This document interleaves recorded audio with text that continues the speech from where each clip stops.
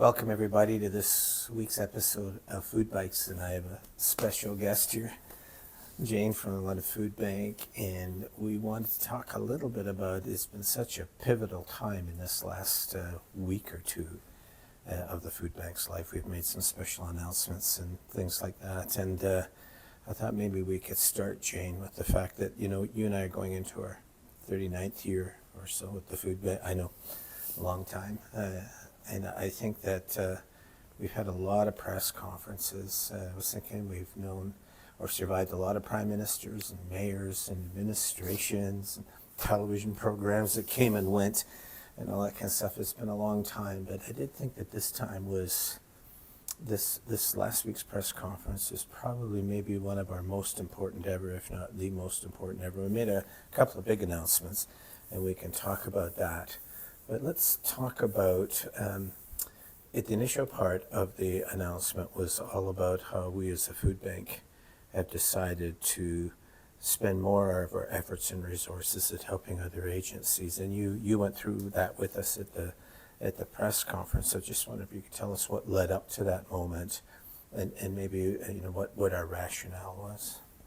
Yeah, I think the food bank has been around for, as you say, 38 years.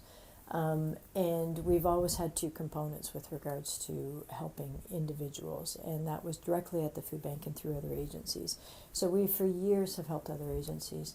When we release our statistics, though, we're releasing them just about the groups or the individuals that come directly to the food bank. But we've always helped. We've had food drives. We've always shared with other agencies. I think the difference that happened was the pandemic came along. And so for years and years, we would go and collect food, and it would be food that we would be giving. But once the pandemic came along, people started to give us money in a greater capacity than they ever did before. I think governments gave us money that we didn't ask for, and that was because a lot of the social programs had stopped, so they gave some of that money to us at other food banks across the country. Other food banks across the country. I think there was some national fundraising that happened at the same time. So the federal government and the provincial government gave food banks across the province and the country money.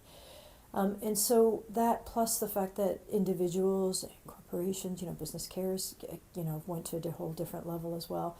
And we never turned that into huge infrastructure. We did turn that into getting food out to individuals in neighborhoods, and we turned that into a program, but people just kept supported, and they gave us food in terms of money, as in they would give us money, but they obviously would want us to turn that into food. So, and that was easier during the pandemic anyway, right? Because people didn't want to get out and about and things like that, so they sent money online. So they sent money online, and they sent money online. They weren't going out. The food drives became virtual at that point as well, and then we maintained that, and then what started to happen was obviously for all that we would give out, the public just gave us more and more and more. And part of that was also just we were serving more and more people, and the public just showed up. So kind of, and then the board, we were looking at that, and we're really looking at how we should spend that money. Of course, we should spend it on a mandate. And we thought, we need to make commitments. And through the pandemic, and a number of agencies really, really struggled. And the government stepped up and gave individuals more money. But now what's obviously happening is, and we knew this would happen, years ago, is the government had CERB, the provincial government gave money as well, and all of those things came to an end, and now government cutbacks are starting to happen with regards to individuals. And so we knew that this would be the time that we needed to use that money and get it to agencies. So though the focus has been there's been a definite special focus now on agencies and helping them. And for us, it's all about making sure we keep the core agencies within London going. We have gone up, we've doubled, we've more than doubled over the past 2 years. We're closing in on 6,000 families a month, over 16,000 individuals. And for whatever increase we've seen, all those agencies have seen those increases as well. So that's what we kind of want to do, is take the largesse as that people have entrusted to us and make sure it gets to the agencies and people who need it. So It's a long way of saying we're going to be spending some money on food to make sure that those agencies are assisted. So the pandemic was quite a time in that I think there were three main things that came out of it for us. One is that you set up a depot system around the cities, mostly working with neighborhood resource centers. And that was a fair bit of work with you. We established a mobile food bank that would also help to go out during that. Those were kind of lifesavers because people were afraid to get out in public and things like that. There was all the masks and all the other things that were going on. And we were all just in a general state of confusion, as everybody was around the world, as to how we were going to handle that. But you did a fantastic job at that. And then at the same time, there was a real problem began to develop around homelessness. So a lot of the homeless agencies were either limited in what they could do or had to shut down for what they could do. And there were other organizations as well that suddenly started looking to the food bank for help. And what happened in that time is a lot of groups had to limit themselves because of the way it was. But the food bank just kept going. We kept our hours going. We had lots of volunteers. And I think in that time, people began to see the food bank as a place that was always operating that they could service, but which was on their behalf as a public, was looking out for those other agencies and helping the best we could. I think that was those two things, those two ventures, the neighborhood things and the homeless lunch program, were massive shifts for us, and yet they were good for us, right? We really felt that we were mobilizing and getting things out there. And then the third thing, and it's an important one for people to remember, when the government sent us money, we weren't very happy at spending it. We wanted to send it back to the government. They didn't want it back. And so what we did instead is we turned a large sum of that, $1 million of that, over to South Street, to what was called Project Soho, which was about helping people find affordable housing. Now, this is one of the largest projects in Canada around affordable housing.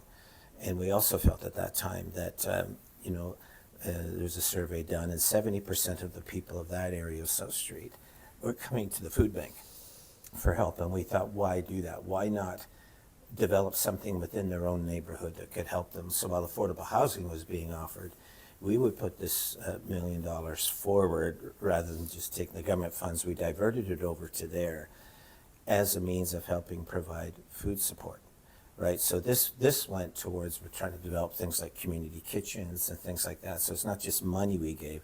We can only really give towards food and food arrangements, right? So those were the three big things that were going on. But you're right. During that time, we would have board meetings, and they were virtual board meetings, and we would be sitting and talking with the board, and we were saying, what do we do about this money? It's kind of abnormal, this amount of giving that had been given. And so I remember that there were great discussions about whether to just give it out right away in the way of food and to clients and others. You and I both felt that there was a kind of a judgment day coming. I remember we used to have those discussions at the board that at some point this is going to begin to shut down. The pandemic will end. And, we learned over the years that whenever there was a recession, the need went up, but it never went back down after the recession. Governments never came back and rose support payments to the level that they were before. And I think from that lesson, we began to learn that's what's going to happen here. The government will withdraw CERB and the pandemic services that they were giving in that regard. And then all of a sudden, groups are going to have high demand, but not as much in the way of resources. And we knew that was coming. We talked to agencies who were fearful that was coming, so we decided to put the money aside. Yeah. I think, we, the food bank is a community agency. Yeah. So we are not experts, and a lot of those agencies deal with issues and problems that we don't have the capacity or the resource. It's not even so much the resources to do, but we don't have the expertise. So when it comes to dealing with homelessness directly, we're just volunteers. Yeah. And so the agencies that deal with that require just the training, the difficulty they had. So our ability to assist them at that time was incredibly important. I think, we thrived because of the volunteers that we had, the volunteers that supported us or came down. And, we'd have 50 volunteers there during a day. And if you had to pay those 50 people, it would be a whole other ballgame. But I think that's one of the great things about the food bank. And then, of course, how is it that we, as a food bank, can support everybody? Or there's a crisis going on. There's a mental health crisis. There's a housing crisis. There's a food crisis. All of those things. But we, as a food bank, did really, really well. So it's still important for us to be able to support those other groups and talk about the difficulties that are kind of going on. But Londoners definitely stepped up through that whole time, and that's part of the reason we've done as well as we have. Well, we're largely volunteer driven, but there, food banks across the country during the pandemic were getting the same kind of resources that we were. And many of them chose to add to their staffing because that was required. Yeah. Many add to their fleets of vehicles. Some got larger warehouse buildings during that time, premises to be able to do the services. We chose not to really do much of any of that. We decided to wait it out, to keep helping all the agencies we could, but knowing that the demand was going to skyrocket after that, we decided to wait and see how that would go before we invested the money. And in the end, the board decided that that was the best way to do it. There were good, healthy debates that we had there around that. But now, Jane, that time has come and has been coming for a year. And I'm really glad that that was the decision that the board made. And I really credit Harold Crimmer, our board chair, and the other board members for thinking ahead. They weren't just thinking ahead for the food bank, but they're thinking ahead for the community and what was going to be required, and that came to pass. Mm-hmm. Yeah, I think that's true. The larger, we were one of the food agencies, honestly, before, but because of the structure that we had, we've become a trusted agency and a trusted kind of voice in terms of food. The other food banks across the province, that was required of them because the agencies around them were really, really needing their support. Yeah. We are a supporter. We're not the main thing that keeps a lot of these other agencies going. So I think that's always an important distinction. That we don't see ourselves as the food agency. We're still one of those kind of partnering and working with others. I think, and then once you start getting larger in many ways, you've got to be able to maintain that level. So though we have, we'll be giving food out to these agencies, and it's a new program in terms of that concept for the next 3 years. It's for 3 years, and once it's done, it's done. We're not setting this up as the fact that we're going to constantly do it. And some of the agencies, it's programs. There's over 40 agencies. There's 70 different programs. And again, some of a fair chunk of that was done through a whole community process in partnership with the Mrs. London Health Unit and the Intercommunity Health Center. So there's a process that we've gone through for all of this, but this is not going to be how it is in years to come. We're going to continue to make sure that we do what we can, but because it still is important for us to assist other agencies. But the public's given us this largesse, and we want to be able to share it. Yeah, that's one of the difficulties really that we face. We even talked to some of the media folks about this to get some of their guidance as to how they saw it. But when you come out to the public and you say, you know what, I forget how much it was we've decided in this 3 years, but it's over $2.5 million that we're going to be giving out over that 3 years to these extra agencies that we brought in to help them to survive. I think that that's really important, but there could be a tendency within the public to say, well, if you've got that kind of money, why do you need my support? Yeah, 100%. Right? And that's a legitimate question. Of course, the problem with all that is it was a blip on the screen, so to speak. It was a bulge of funds and resources that came in over a 2-year period during the pandemic. It's not normally like that. And we have chosen to take that bulk, to hold on to it for a bit to see what the crisis would be like, and now to release it all over the course of the 3 years. So it still puts the food bank back into the position it was even before the pandemic. Living day to day, depending on the public for support, it still leaves us that way. And I do wonder myself, what happens at the end of this 3-year cycle? We're helping all these different groups now, and it's great. But at the end of that 3 years, we will have assisted them because we believe that's what the public wants us to do. We also believe that, as Jane said earlier, that we are a food bank. We just help people with food. These other groups are fantastic. They're helping with the homeless. English is a second language, how to budget, mental health. They've got it all. They've got those packages to really help people who are suffering in low-income situations. We don't do that. So if we're really interested in fighting poverty, our best thing to do is not invest in ourselves, but invest in them. And that's what they chose to do. But I just wondered from you, because I don't think we've talked about this, but did you have a worry about that as to how the public will perceive that? Well, it definitely when we announce it at the same time as we're asking for Yeah. assistance. So you're having a food drive, and at the same time you're saying, "Hey, look, you've been great. Now we can give." So I think it is two different things. We've always been the agency where we would like the public involved. We've always been, the question sometimes comes, wouldn't you rather have money than food? Because you can do more with money. And the answer is no. As a food bank. As a food bank, we'd Yeah. actually like both, because the food, we're still about the public giving to their neighbor. And when you give food, you're that much more directly involved in helping your neighbor. And it's what we are at the core are still all about. So I still think that's important. So even though we announced and we talked about and we'll be giving that assistance to a number of different agencies, we still every year spend $1 million on food, and $1 million for other agencies like the homeless program that you're talking about. Like when people give us money during food drive, turn it into food, and it goes to the Salvation Army, to Mission Services, to Daily St. Paul's Cathedral, like so many other agencies. So I think that's still at the core. So we're not changing at the core what we're doing with regards to food insecurity. It's not going to change, hopefully 5 years from now. Please still give your food. We've got, lots of volunteers making the hampers. It's busy now. It's like 250 hampers we need to make a day just to get out to the Londoners that need it. And it's a point of contact between people who need the help and people who are able to give it. So I don't see that changing. But our ability to help these other agencies. I do worry that this is a bit of a time of change for those agencies as well. Yeah. I don't know how it's going to be for them. A lot of them survive on public donations and government funding from all different levels, and I don't know what's going to happen over the next 3 years for them. So for that, in many ways, that's the big worry that I have. I feel the same. It's kind of 2 rounds to that. We knew that CERB at some point would end. Yeah. And it did. And then all of a sudden, the pressures really began. But food prices were up, rent prices were up, just the standard of living was up, and we thought that's not going to go back down. So what are folks going to do? That was the first round of restraint that we knew was going to be coming.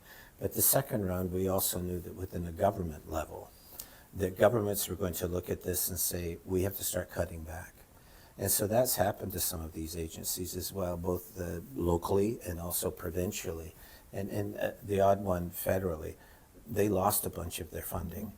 And of course, they were the main ones. They were the ones that were the front lines during all of this pressure that was there. And we just did not like the idea of them all of a sudden trying to get by on their own. So we tried to be as open with the public as we can about that we're going to move and mobilize their resources in a way that was going to keep that food system going the best that we possibly could. But there is the other side to it, in which we got a lot of volunteers at the food bank, and I think we've always believed from the beginning that the public wants in. They want to be able to come down and help and support in any way they can. But that's not just at the food bank. It's at a business or at a school or at something else where they have food drives, all of these different things going on. That has continued even since the pandemic, and even some of the numbers have gone up that way, of the number of people that are coming to us. So it seems to me that we do want the public. We need to keep them involved. Don't suddenly lose interest because the pandemic is over, or because you think all of a sudden we're going to be helping all of these folks now. There's going to be a need for all hands on deck over the course of this next few years, because they're going to be some of the hardest that London has known. That's my view. For sure. I would hate to be in government right now, to be honest. I mean, it's so difficult making so many different and difficult choices in terms of those things. But I do, at whatever level, at whatever party, at whatever things, it's just, there's so many, like, what do you do? Yeah. Like, when the pandemic happens and you're trying to keep your economy afloat and you're putting money out, and it can only, you've only got so much to go around. Yeah. So it's difficult choices. And I think from the social agency perspective, more and more gets required of them as more and more people fall beyond the tracks. And that's the other thing that then becomes really, really difficult. And how do you then stay alive? Yeah. And how do you, because what you're doing is helping the people that really Yeah. need it. You become the front lines. Yeah. And I think that then becomes really, really difficult as well. And that's, so the money that we're spending isn't going to the agencies for infrastructure. We're going to be buying food. We're going to be paying their food bills. And to a degree, we're paying the food bills instead of going to bulk purchase, bringing to the food bank and sending out. It's actually the easiest way to do it. It's the most efficient.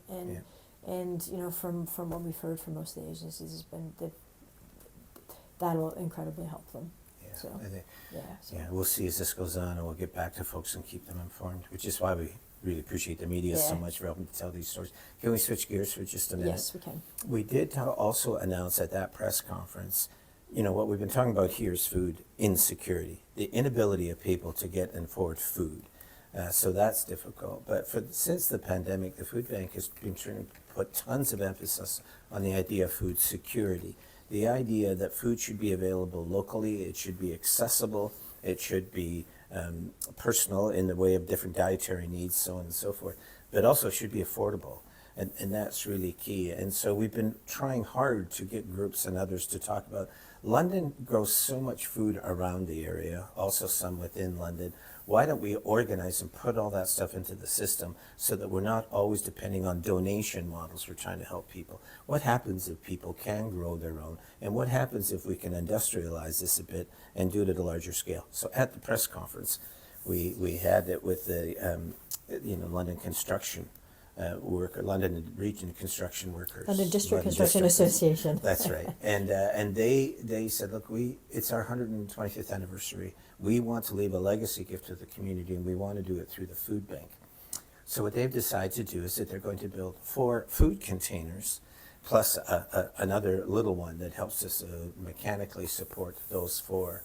But it's with the idea that these things grow phenomenal amounts of food. They run 24/7. They're containers that you have to be very, very careful and even wear kind of a light hazmat gear so you don't bring any pollution into it. But the amount of food that they produce is so much more than what even the greenhouse does. So I think as a result of all of that, we feel that we're putting our toe in the water, so to speak. But it's only possible because of the London and District Construction Association, right? Like they have made that possible. But for me personally, just as somebody who's been in the food bank for a long time, I feel a bit of hope around that. I feel that, if we're going to start working on the ingenuity of Londoners and London organizations to really work towards growing our own and doing those kind of things, then we might not hit this wall that we seem to be hitting at the moment. We have to diversify what it is that we're doing as a community and start to grow our own. You've watched that as I've kind of worked more on that, and you work more on the food insecurity side. Do you have a view as to how you see that? It's a really good compliment in many ways. When we talk about food insecurity, we tend to talk individuals. When we talk food security, we're talking about the community. But really, if people can grow their own food, for me, the idea is that they don't come to the food bank, And I think the farm in the box, or what London District Construction Association, or the containers, is actually kind of the next step to plant a row, grow a row, to the greenhouses, to the community gardens that are out and about, to urban agriculture, to being more self-sufficient. And we've had the greenhouse was new in the pandemic, and the gardens really got going. But a lot of that for me was, wow, how much work it takes so much work to produce our food. In some senses, and it's huge. So to me, it's not about. It is, yes, that some of that food comes to us. A lot of that food goes to other agencies, but it really is the sign. We've got to be more self-sufficient ourselves at all individual levels, and Middlesex London Food Policy Council. They talk a lot about that, and it's also then different groups that could different.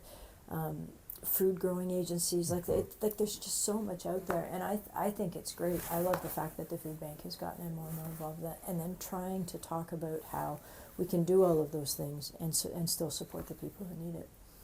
Yeah, I think that the purpose of these things is to yes, grow more food, which is possible, But I think it's also our intent is that all the food that comes from these things actually goes to other agencies. Yeah, it's not to us. It's not coming to us. We realize that they're having trouble getting food themselves, so we're helping them as we can out of the donation model, which is what we were talking about in the first part of this show. But now we have to figure out new and environmentally sustainable ways in which we can do that. And so that's why we've chosen to go this way. My sense is that there will be more of that in the future. There are other communities around the world that use these shipping containers, which are high-tech things for growing food. We're just not doing that so much in Canada because we've been such a wealthy nation and just have gone down to the grocery store to get what we want. But times are changing now. And also the environmental costs of bringing food in from around the world is really difficult. But Jane, you were going to say something. Well, right? it's the environmental cost, but also when food gets closer to us, it's not, do we value it more? Yes, but the amount of waste that we do because we don't value it, Yeah. in terms of the food waste, is huge. So if we can diminish the food waste more and more, Yeah. and actually value the food that we have, Yeah. I think that makes a huge difference as well. So it's my sense, at the press conference I was asked by a reporter, what is the success of all of this? And to me, it really comes down to the public. Just 100%. Londoners, the business community, associations, faith groups, individual citizens, schools. They've all contributed to such a major degree. But the change that's now coming and is somewhat being driven by the food bank is coming from Londoners. If they didn't agree with it, they wouldn't support it. But they are supporting it. They've donated heavily as they saw that the food bank is diversifying. It's moving things out there. It's also, 56% of our food now is fresh, right? Which is a huge increase from what we had before. But that too was driven by the public. They wanted to see us do that. So I think although this has been a major food drive and a major set of announcements, and it's all new territory for us as we move into these areas, we're just trying to be as open as we can with the public and say we're all in this venture together.